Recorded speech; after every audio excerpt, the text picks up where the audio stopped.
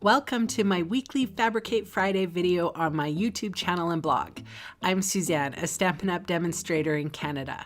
Today's video is all about paper crafting.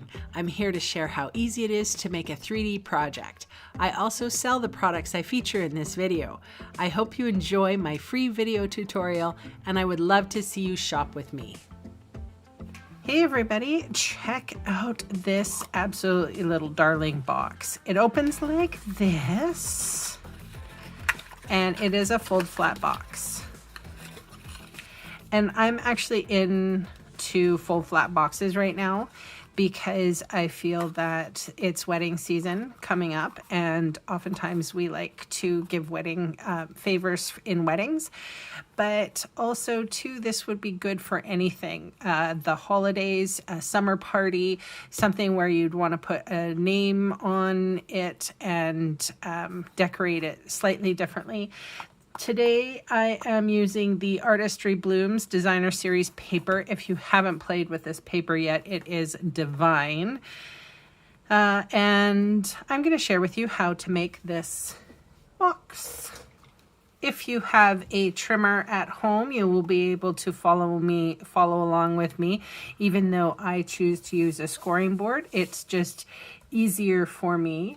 So I need a piece of cardstock. This happens to be Whisper White Thick, not the thin stuff. The thin stuff is too thin to make boxes with, in my opinion. You can do it, but then you would have to add like a mat and then Designer Series paper, or several mats and then Designer Series paper.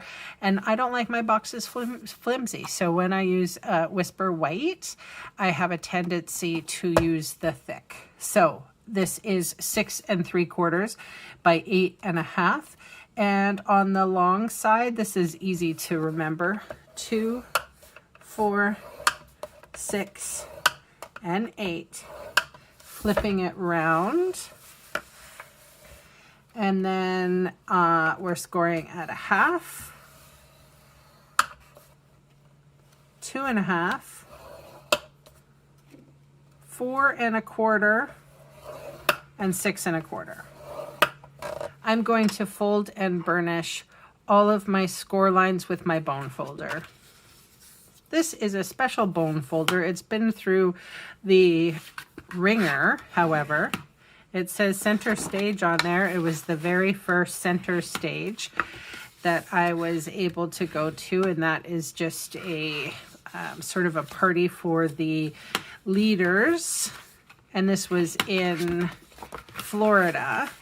And I'm assuming, since you're watching a box making video, you probably would know who Sam Donald is, and that's where I met her for the first time. She was delightful. So as I do, I'm going to cut up all the score lines here and on the top portion as well.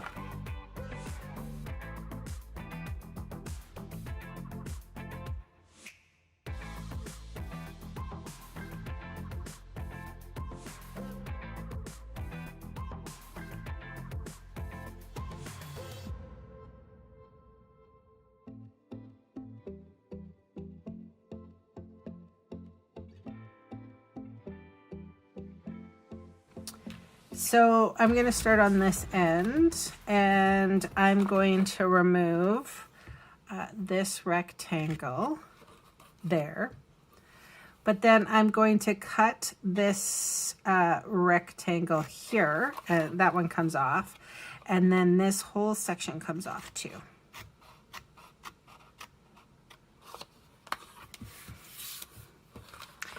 All right, so I'm just going to fold this under me so that it's a little easier, and I'm going to cut this one in half and also this one in half. And I will be wedging out.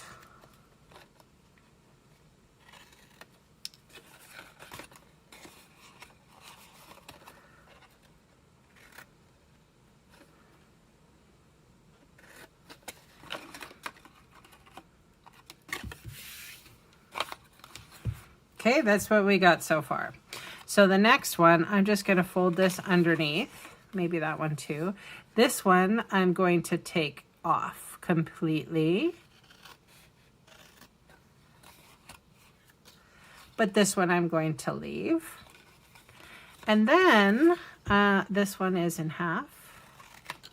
And then I will fold this underneath me here and cut this in half. And then I'm going to wedge out on these guys.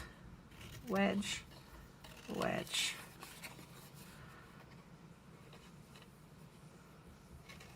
Wedge, wedge. Okay. And on the tips here, I will wedge out on those as well.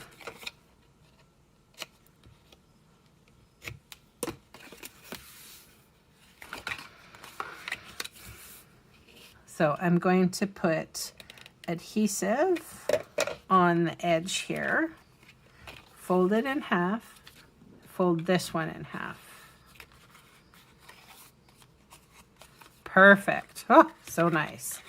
And then all I have to do is put the box together. So one little strip of adhesive and voila. Amazing, right? Just one little strip of adhesive. Okay, so we need some designer series paper. Let's see here. Okay, so we need 4 pieces that are 1 3/4 by 1 1/2. So that leaves a nice border around. And look at this gradient. This is from the Artistry Blooms designer series paper. It's so nice. It definitely has that ombre look.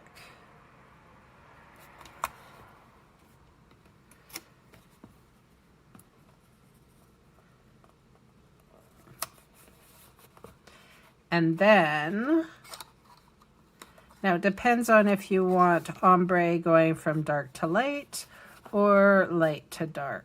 What did I do on this one? I went light to dark, so let's go dark to light on this one. And then this piece is 1 3/4 by 1 3/4. Okay, I'm going to do a little stamping. So this is the stamp set that I am using. It's called Hand Drawn Blooms, using the flower here, here, and here. I have some Memento Tuxedo Black ink. Ink up my stamps. They're just on an acrylic block. All together. And stamping down. I'm going to bring out my grid mat here because I do like a porous surface when I am coloring. So I am using Stampin' Blends, the light and the dark Magenta Madness. And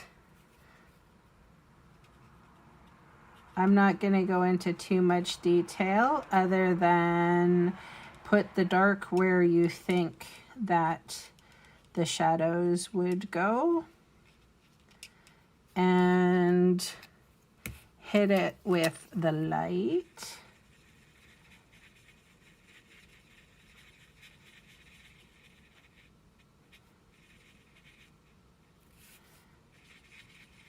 And I kind of go all over. So I have, you know, I don't really have a technique when it comes to coloring. I know some people do. I actually really do like putting down the dark first and blending over with my light. Some people do that, some people don't. And this is the dark one. So this is the light. And what I think I'll do here is just put the light on a little bit. Then I'm going to pull out my colorless blender and I'm going to pick up that color and see if I can't blend it and push it back and move the color a little bit.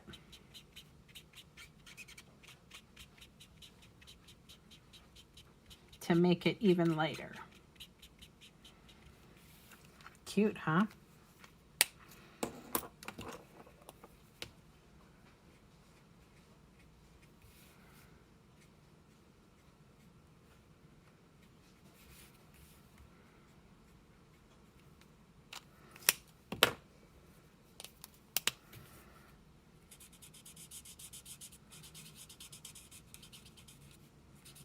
These are getting die cut anyway.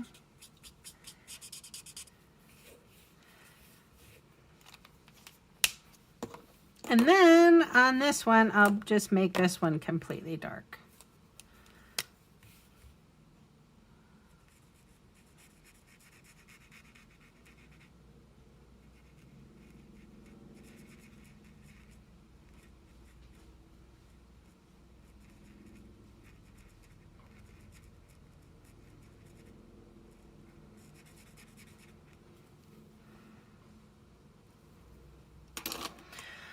All right, so now I'm going to die cut these guys.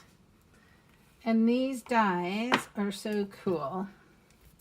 So this is the, and you can see how this sentiment would fit right inside there. So cute. I really like this suite. Okay, I'm gonna go die cut this. I'll be right back. All right, I have one more little trick to share with you. This is called a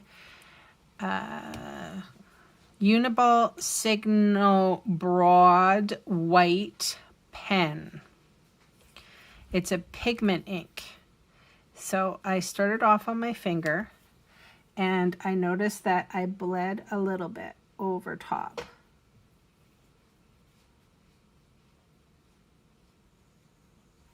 The neat thing about this product, and Stampin' Up does not sell them, you will find them in your art store. So that's where I got my pens, most of my pens. You can also find it online, but I usually walk into the art store. And what this does is it doesn't pick up the color from the alcohol marker. So it will cover it and you are looking perfect, like you colored it perfectly. I have a little leftover piece of Stampin' Dimensional, little corner piece I'm going to use on this guy. And I think I'm pretty much going to do the same. So this is the lid, and that is the lid. So I'm going to put this big one right in the corner here. And then with my Stampin' Seal, you can also use dimensionals or glue dots if you wanted. I like dry adhesive, to be honest. And then these are so these are called Artistry Blooms Adhesive Back Sequins. And I was a part of my very own product share, and I got the embellies. And they have 4 different colors. So this one is, I would say, blue colored. And we've got kind of a purple coppery color and a gold color. Anyway, there's a magenta. These are iridescent adhesive back sequins. Now, I know you're like, I have my own adhesive. I don't need this kind of adhesive. But let me show you how easy it is to decorate something so simply.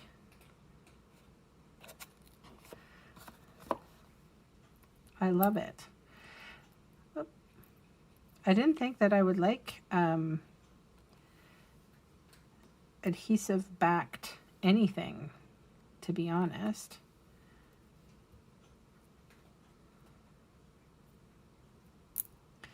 And then I was proven wrong.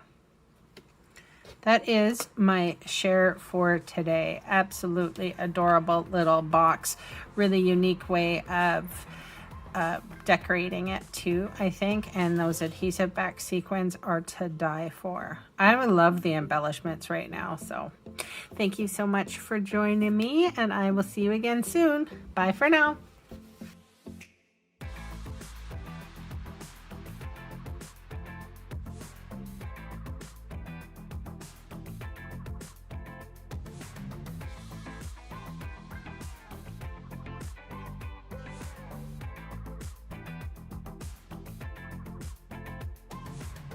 Hey, thanks for sticking around to the end of the video.